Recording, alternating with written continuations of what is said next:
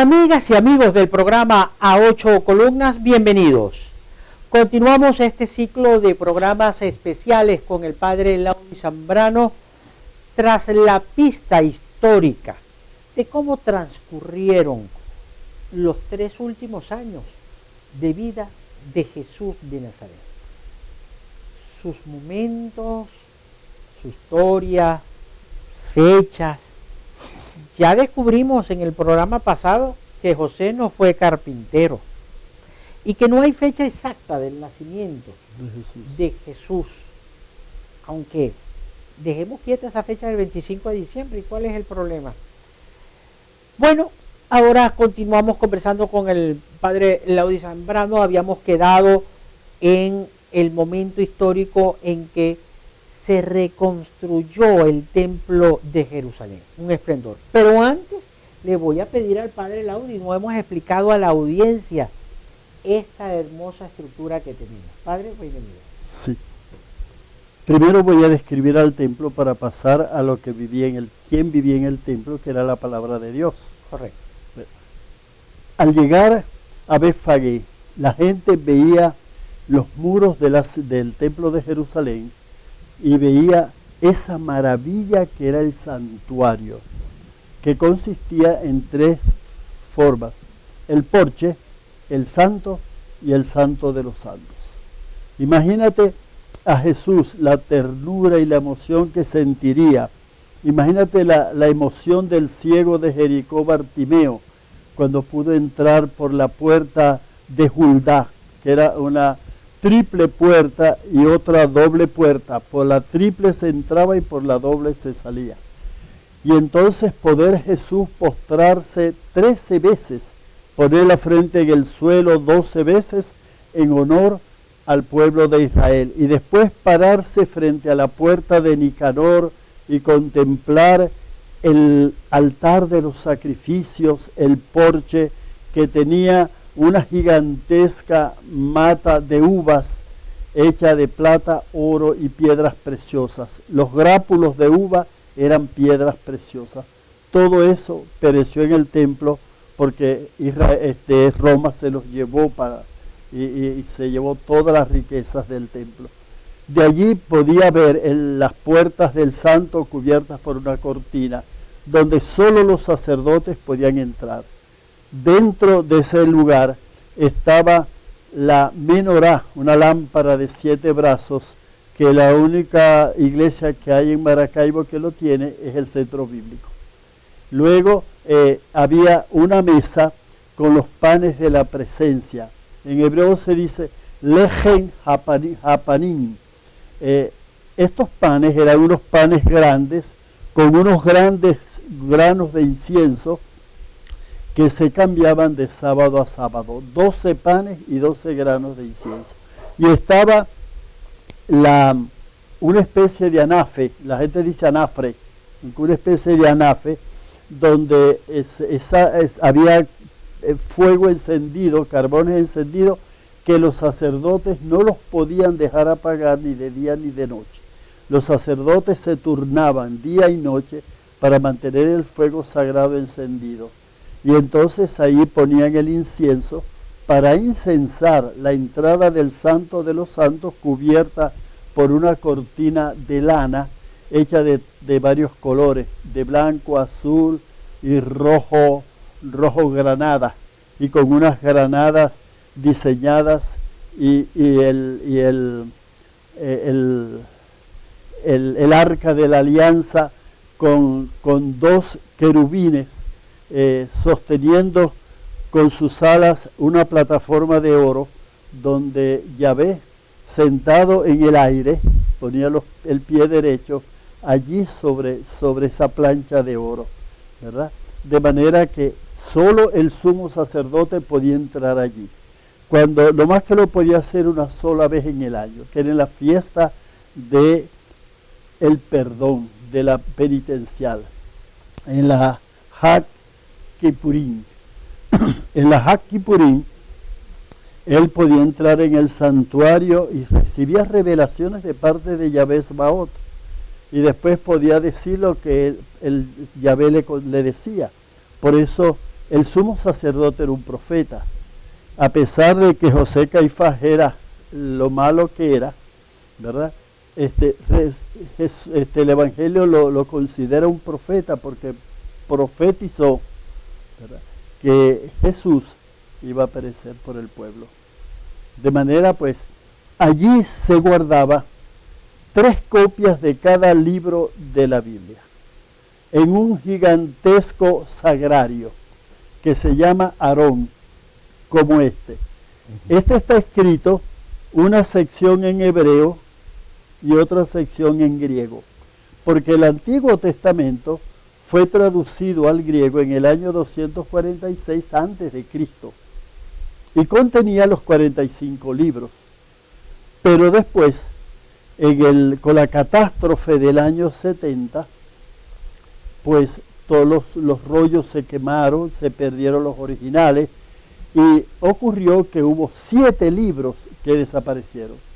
Y los rabinos, después de la destrucción de Jerusalén, le pidieron al gobierno romano que les permitiera abrir una escuela en el pueblito de Yagnia. ¿Y qué hicieron? Hicieron un nuevo orden de libros. Y esos 7 libros desaparecieron. Pero resulta que en el año 66 del siglo I llegaron los romanos cuando destruyeron toda la nación.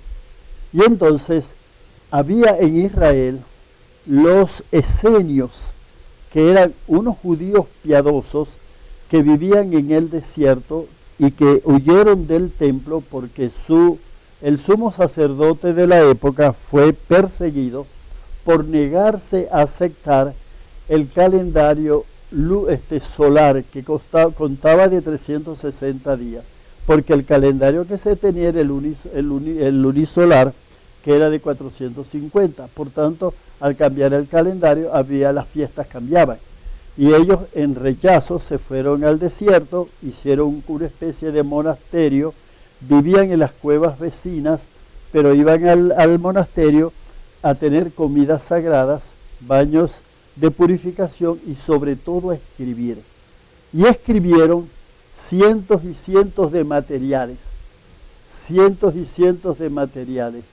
Por eso, cuando llegaron los romanos, ellos tomaron los rollos en unas botijas de barro, de 1 metro más o menos de altura, y las escondieron en las cuevas donde dormían. Taponaron las entradas con piedras y barro. Eso fue muy angustioso poder hacer ese esfuerzo, y según los arqueólogos lo hicieron como en 3 días. Entonces, imagínate tú la desesperación. Ellos hicieron unas trojas como anaqueles para poner los rollos, pero no les dio tiempo. Muchos rollos quedaron puestos sobre piedras dentro de las cuevas, y esperaron a los romanos, les cortaron la cabeza todo y se acabó. Bueno, pero lo importante, en el año 1948, a partir de ese año se han descubierto 11 cuevas de documentos. Se han rescatado unos 10.000 documentos, más trozos de documentos. Y eureka, allá aparecieron los libros que se habían perdido. Los 7 libros perdidos. Los 7 libros perdidos. ¿Y eso fue cuando? En el año 1948. Por esa razón, de esta era del siglo los pasado, cristianos católicos teníamos la razón al tener 45 libros en la Biblia, mientras que los protestantes, que vienen del siglo XVI, solo tienen en total 7 libros menos. ¿Ven? Bueno, tenemos que ir a la pausa y regresamos rapidito aquí a nuestro programa A 8 Columnas, conversando con el padre Laudi Zambrano, esta importante serie, los 3 últimos años de vida de Jesús de Nazaret.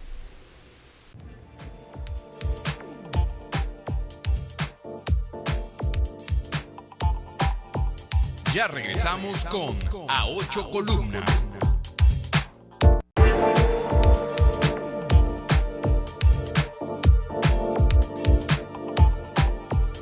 Continuamos con A 8 Columnas. Continuamos a 8 Columnas, conversando con el padre Laudi Zambrano, Estamos bajo la dirección técnica de Marcos Hernández, en las cámaras de Mario Guerrero, producción, postproducción y edición Rafael Ángel Andrés Galicia. Bueno, padre, lo noté emocionado describiendo. Sí, el templo de Jerusalén era una cosa tan fascinante que... ¿Hay registro Sí, fotográfico? sí. Bueno, no, hay arqueológicos. O arqueológico, pero ahí los testimonios, pinturas. Flavio Josefo, por ejemplo, es un sacerdote de Israel que escribió todos los acontecimientos de la guerra de destrucción. Y él nos cuenta montones de detalles, porque fue diríamos, el corresponsal de guerra, a pesar de ser hebreo, porque fue adoptado por el emperador Vespasiano, quien lo envió de nuevo a Israel a hacer la guerra con su hijo Tito, de manera pues que él presenció las cosas que ocurrieron. De manera que Jesús se postra por 13ª vez, la 13ª vez es en honor a Yahvé bajo Ezbaot. La mayoría de la gente no sabe que el verbo adorar no existe en hebreo. En hebreo lo que existe es el verbo postrarse. Pero para los occidentales, adorar significa reconocer que alguien es Dios. Los católicos solo reconocemos un solo Dios verdadero y una trinidad de personas: Padre Dios, Hijo Dios, Espíritu Santo Dios. Es una gran falsedad, una gran mentira la que usan los protestantes al decir que los católicos adoramos imágenes. Nada más falso que eso. Todo católico sabe que la Virgen María no es una diosa, que San Pedro no es un dios, que San Pablo no es un dios, que San Benito no es un dios. Todo el mundo sabe, un santo es un hombre, una mujer que pasó por este mundo haciendo el bien, y por eso la Iglesia lo entronizó, lo glorificó, lo canonizó. ¿Ve? Por eso los católicos veneramos los santos. Venerar significa servicio, les damos el servicio de cristianos de primera fila, pero desde ningún punto de vista ninguno dice que un santo es un Dios. Pues Jesús podía entonces contemplar la belleza del templo, del interior del templo. Ahí Flavio Josefo dice, el Talmud de Jerusalén dice que quien no ha visto el templo de Herodes, así lo llamaban, no ha visto una cosa hermosa en el mundo. Es una de las maravillas del mundo. Y los hebreos llamaban a Jerusalén el ombligo del mundo por la belleza del templo. De manera que la Biblia hebrea, escrita en hebreo, al desaparecer la nación, a finales del siglo I, comienzos del segundo, muchos judíos, sobre todo los judíos de Alejandría, de Egipto, no sabían hablar hebreo y no podían entender la palabra de Dios. Entonces la tradujeron al griego en el año 246 a.C. Pero en el final del siglo I y comienzo del segundo, los rabinos de Jerusalén, sobre todo de Galilea, le pusieron vocales, puntos y rayas al texto hebreo para poderlo leer, para que las comunidades hebreas pudieran leer. Es lo que se llama la basora. De manera pues que cuando se pusieron las vocales al nombre de Dios, no se le pusieron vocales porque nadie lo podía pronunciar. Jesús nunca dijo con sus labios, Yahvé Baot. ¿Por qué? Porque el que pronunciara el nombre de Dios lo condenaban a muerte. Solo el sumo sacerdote, una vez al año, al dar la bendición arónida que aparece en el libro de los números, podía repetir 3 veces el nombre de Yahvé. De manera pues que el gozo que Jesús debería sentir. Yo cuando estudiaba en Jerusalén, que me iba a estudiar al área del templo, que lo que hay son ruinas prácticamente, que está allí la mezquita de Omar y la mezquita del Aqsa, yo me quedaba maravillado de ver aquel espacio milenario lleno de santidad, sagrado. Y me quitaba los zapatos y las medias y me paraba a ponerme a estudiar de pie, recordando los tiempos que Jesús caminó por ese lugar. De manera que aquí comienza el problema con Jesús. Según los evangelios sinópticos, Marcos, Mateo y Lucas, Jesús fue a Jerusalén una vez donde lo acusaron, lo apresaron, lo condenaron y lo mataron. Pero según el evangelio de Juan, Jesús fue 3 años seguidos a Jerusalén. Eso sería el año 28, el año 29 y el año 30. Y comenzaron las polémicas con las autoridades de Jerusalén. Por ejemplo, un típico enfrentamiento con el tribunal, constituido por los sumos sacerdotes, los sacerdotes del tribunal, los escribas y los ancianos. Los ancianos eran los laicos ricos de Jerusalén, a quienes los sacerdotes le daban participación en el tribunal y así decretar la muerte de la gente. La vida de las personas dependía del tribunal, como ocurre muchas veces en muchos tribunales del mundo. De manera pues que salen de las sesiones del tribunal y se tropiezan con Jesús y le dicen los sacerdotes: nosotros queremos saber con qué autoridad haces tú las cosas que haces. Yo también les tengo una pregunta, le dice Jesús. Yo quiero saber si Juan el Bautista era verdaderamente el precursor del Mesías. Ellos se quedaron reflexionando. Si decimos que sí es verdad, nos va a preguntar: ¿y por qué no creyeron en él? Si les decimos que no es verdad, entonces la gente nos va a odiar, porque la gente sí creía en Juan el Bautista. Entonces, nosotros no sabemos por qué pasáis. Tampoco yo sé porque tampoco yo sé lo que ustedes me están preguntando. No tengo por qué contestar. ¿Ven? Otro pleito con los fariseos fue famosísimo. Como por ejemplo, la moneda del denario era una moneda romana, pagana, que tenía el rostro del emperador y detrás la inscripción: Tiberio, emperador, hijo del divino del divino Augusto. Jesús, los religiosos no tocaban esas monedas. Hay una cosa muy interesante. Pero vamos, para que me la cuente al retorno, que ya me hacen señas que debemos ir al corte. Estamos conversando con el padre Laudi Zambrano. Quédense allí. Al retorno cerramos, no cerramos, continuamos nuestro programa.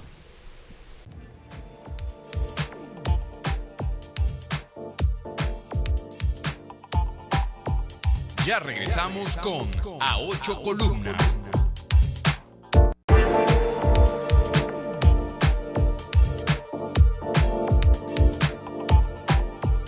Continuamos con A Ocho Columnas. Amigas y amigos del programa Ocho Columnas, continuamos. A Dios lo que es de Dios y al César lo que es del César. Lo que es del César. Cuénteme entonces, Jesús llega al templo. En los alrededores del templo también ocurrió un altercado muy fuerte de tinte político. Se presentaron unos discípulos de los fariseos y un grupo de servidores de Herodes Antipas, el rey de Galilea. Ellos llevaron una moneda, un denario de plata, para poner a Jesús en una trampa. Y primero le hicieron un elogio: maestro, sabemos que dices la verdad y que no tienes miedo de nadie. ¿Ve? Dorando la píldora. Y después le preguntaron: ¿hay que pagar el impuesto de Roma? Y Jesús se dio cuenta que era una trampa. Y entonces les dice: ¿por qué me tientan? Traigan una moneda del impuesto. Y le presentan una moneda, un denario de plata. Y Jesús pregunta: ¿de quién es este rostro y esta inscripción? y ellos dicen del César de Roma. La moneda tenía el rostro del emperador Tiberio y por detrás la inscripción que decía Tiberio emperador, hijo del divino Augusto. De manera que Jesús nunca había visto esa moneda, nunca la había tocado, porque los rabinos, los fariseos, no tocaban esas monedas. Si los discípulos de los fariseos la llevaron, quienes la tocaron fueron los soldados de Antipas, que ellos no eran hebreos, eran samaritanos, eran gálatas. De manera que Jesús entonces les dice, si Jesús hubiera dicho, hay que pagar impuestos, si hubiera traído la ira de la gente, porque la gente no quiere pagar impuestos. En ningún país la gente quiere pagar impuestos. La gente quiere las cosas gratis, ¿verdad?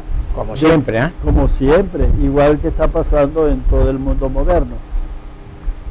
Y si dice que sí hay que pagar impuestos, entonces se atrae la ira de la gente porque que no quiere pagar impuestos. Y si dice que no hay que pagar impuestos, entonces se convierte en un agitador político. Lo hubieran llevado a la cárcel, al tribunal. De manera que Jesús encontró una tercera salida. Al César denle lo que le pertenece al César y a Dios lo que le pertenece a Dios. Es decir, no dejarse embaucar por las pretensiones políticas. La fe y la política no pueden coincidir. Por eso los sacerdotes a veces son tildados de extremistas o de atrasados, y no se trata de eso. Se trata que la palabra política viene del sustantivo polites en griego, que significa el que ama la polis, la ciudad. Dime tú, ¿quién ama la ciudad de Maracaibo? Habría que preguntarse hacerse esa pregunta. Y eso ha pasado en todas las políticas y por eso la fe y la política no pueden ir de la mano.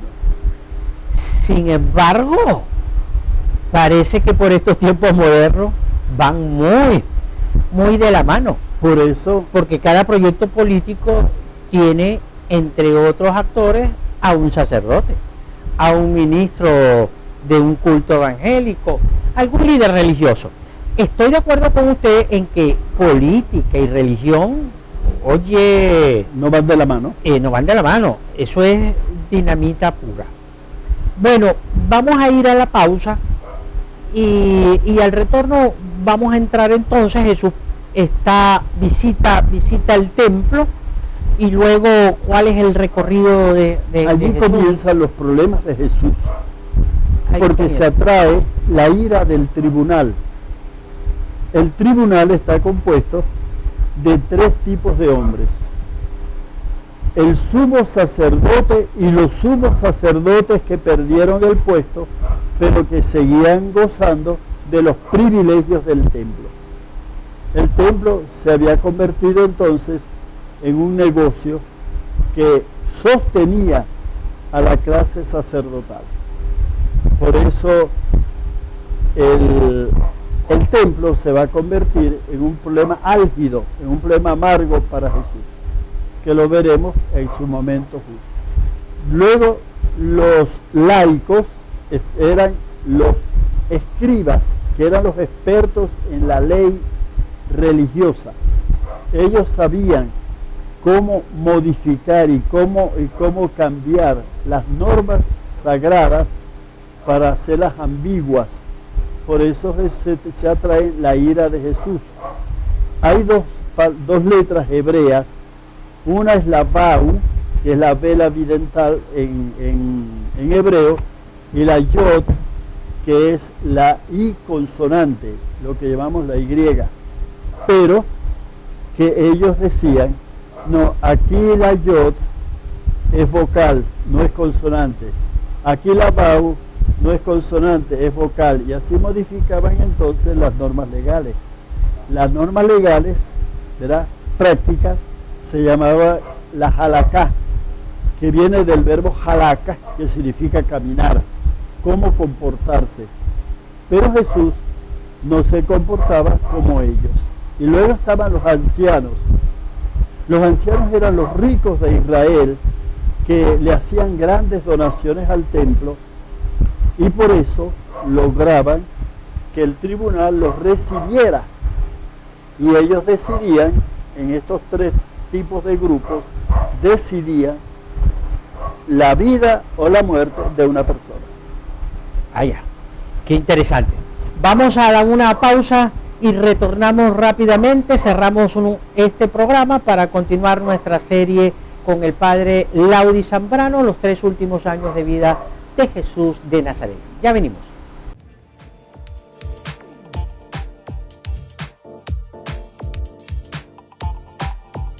Ya regresamos con A Ocho Columnas.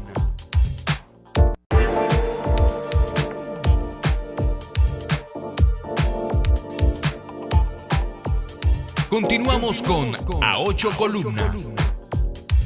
Cerramos nuestro programa A Ocho Columnas de hoy, con el padre Laudi Zambrano.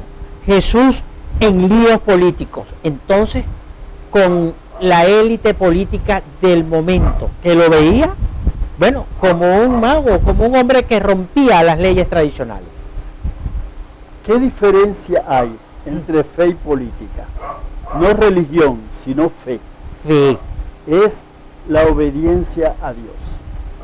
Jesús, ¿por qué no compartía las maneras aviesas, traidoras de los políticos religiosos? Porque obedecía al Padre. Él por eso no se dejó tentar de Satán, porque Satán pretendía convencerlo de convertir piedras en panes. Y ese no era el plan que Jesús trajo al mundo. Él tenía que ser obediente a su Padre. Y la obediencia no le permitía hacer esas mezclas que a veces ocurren entre política y fe, entre política y religión, como dice la gente. La fe es la adhesión a Dios. Y por eso muchos creyentes de diferentes religiones mueren mártires por defender la verdad de la fe, aunque no coincida con los vaivenes políticos. Bueno, era un momento bien crucial. Luego está el episodio de Jesús en el templo también, ¿cómo se llama? Destruyendo toda la mercadería que en él se encontraba, pero sí, era tradición que en el templo existiera un mercado. Jesús, en esa fiesta de Pascua del año 30, entró en Jerusalén montado en un burro, y el burro se lo prestaron en el pueblo de Betfagé. Los discípulos y las mujeres y los que venían con Jesús empezaron a gritar: Hosana al hijo de David. Salomón fue muy famoso en la historiografía hebrea porque sabía curar, hacía curaciones, expulsaba demonios.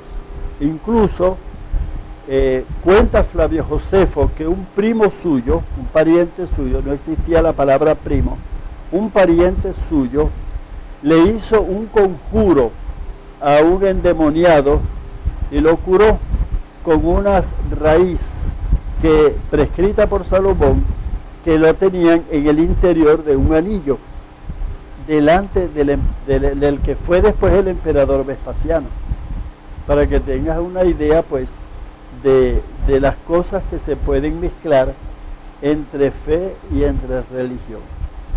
Pero Jesús no fue un taumaturgo.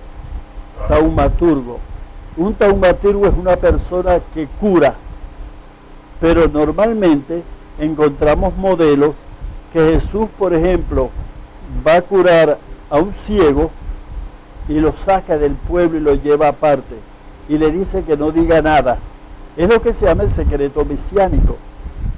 Pues Jesús nunca dijo yo soy el Mesías, ¿sí? Ni nunca dijo yo soy el Hijo de Dios. Los cristianos creemos que Jesús es el Hijo de Dios y que es el Mesías esperado por los resultados de sus curaciones, de sus milagros y de la pasión que tuvo que sufrir por demostrar la verdad de la fe. ¿Por qué no decir que es el Hijo de Dios? ¿No estaba ya escrito en los libros sagrados?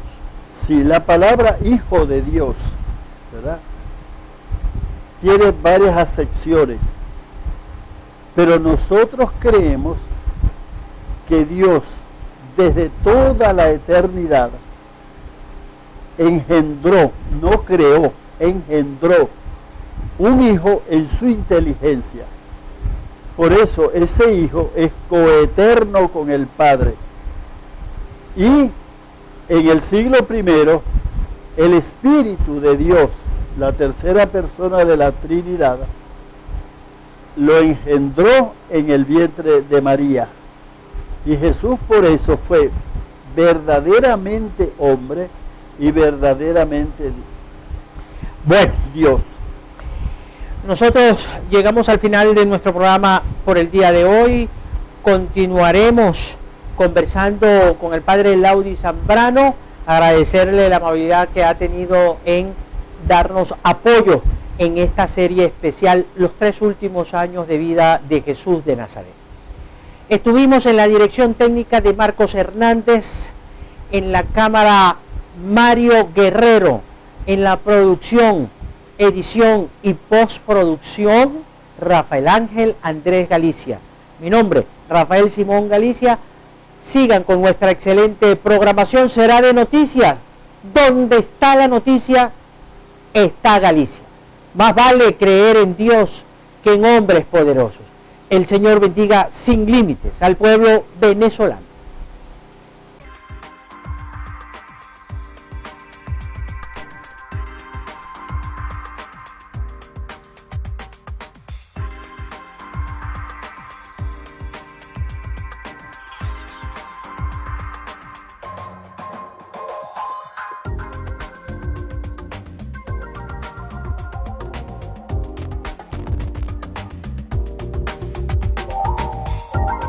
A 8 columnas.